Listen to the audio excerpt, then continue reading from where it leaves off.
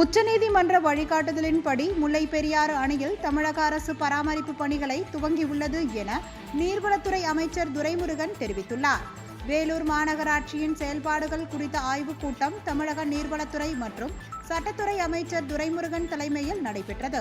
இதில் மாவட்ட ஆட்சியர் சுப்புலட்சுமி, சட்டமன்ற உறுப்பினர்கள் கார்த்திகேயன், நந்தகுமார், மாவட்ட ஊராட்சி தலைவர் பாபு, மேயர் சுஜாதா, துணை மேயர் சுனில் உள்ளிட்ட பலர் கலந்து கொண்டனர். கூட்டத்திற்கு பின் செய்தியாளர்களிடம் பேசிய அமைச்சர் துரைமுருகன், வேலூர் மாநகராட்சியில் நடந்து வரும் பாதாள சாக்கடை திட்டம் உள்ளிட்ட பணிகள் தொடர்பாக அதிகாரிகளிடம் ஆலோசித்ததாக தெரிவித்தார். முல்லை பெரியாறு அணையில் உச்சநீதிமன்ற வழிகாட்டுதல் படி தமிழக அரசு பணிகளையும் துவங்கியுள்ளது என்றும், தென்பெண்ணையில் கர்நாடக மாநிலம் ரசாயன கழிவுகளை கலப்பதால் தண்ணீர் கெட்டுப்போவதாக கூறினார். ஜூன் மாதம் மேட்டூர் அணை திறக்க வாய்ப்பு இருக்கு. இந்த ஆண்டாவது முல்லை பெரியாறுல அந்த டேம் ஒர்க்கு பண்ணுறதுக்கு கேரளா அரசுக்கிட்ட ஒப்படைச்சாங்க. இப்போ நம்ம எந்த அளவில் பணி தொடங்கியிருக்காங்களா இல்லையா?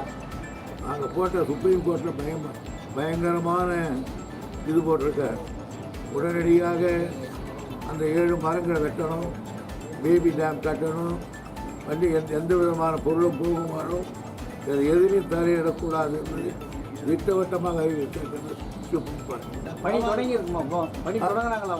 ஆமாம், அவங்க நாங்கள் பண்ணிக்கிட்டு இருக்கோம்.